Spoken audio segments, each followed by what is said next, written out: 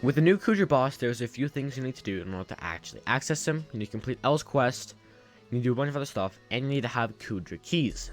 This is actually how you get to the loot of the boss. This is one of the most important parts. So I'm going to be going over the best ways to farm all the different tiers, how to do it, everything you need to know about what to do.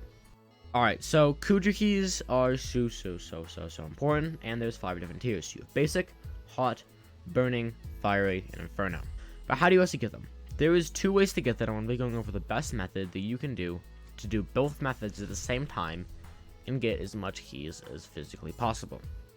2 ways to get the keys is either by killing a mini-boss or killing a Vanquisher.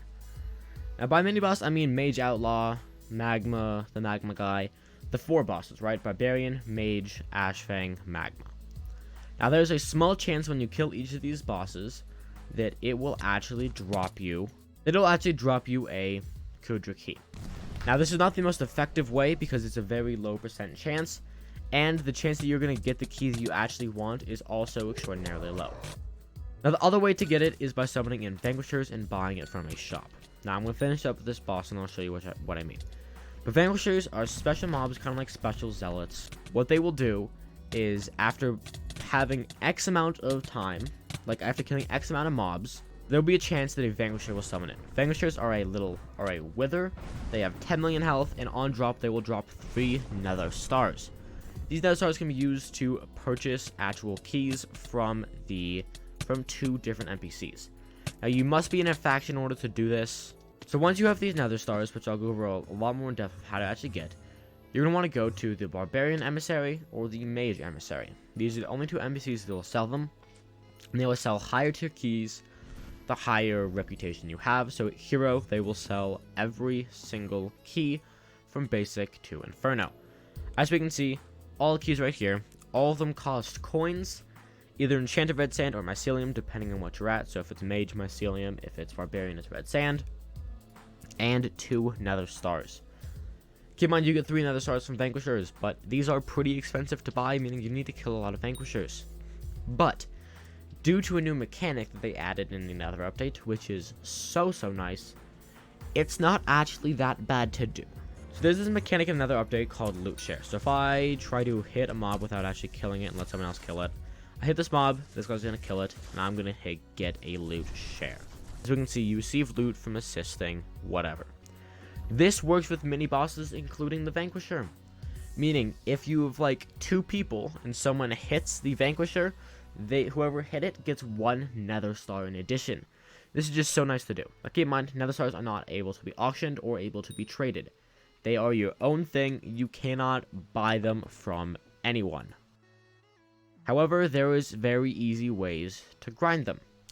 First thing you want to do is get yourself a party of around 4 to 5 people as much as you can. Now this is where I recommend you having friends, but I understand that not everybody has that. It's a very unique thing. So, here's what you want to do if you don't have friends. What I recommend you do if you don't have any friends is go and say, hey, yo, looking for Kuudra party or whatever. Usually after a run or 2, depending on how rich these guys are, they will run out of Kuudra Keys, which means that they also have to go farm out more Kuudra Keys, and if you farm all together, then loot share. What I recommend doing is having 5 different people farm in 5 different areas of the map. Now, the areas of the map you're looking for are areas that are highly densely populated. So for example, this Magma area is a great place to start because they have 1.5 million health, it's easily accessible, and there's a lot of mobs. So this is location 1, where you can farm, so 1 party member can farm here. Now the location is going to be in the Mushroom, Mystic Marsh, or whatever. These mushroom bowls spawn in a pretty high frequency, and they spawn relatively fast. As we can see, there's quite a lot of them. Party member number 2 is going to be spawning and trying to get the Vanquisher here. Then we have the Burning Desert. The Burning Desert is home to the Burning Spiders and the Magma Cube Riders. There's a lot of mobs here. No one wants to kill them. They're kind of a pain. But if you're looking to summon in, there's a lot of mobs here for you to do that with.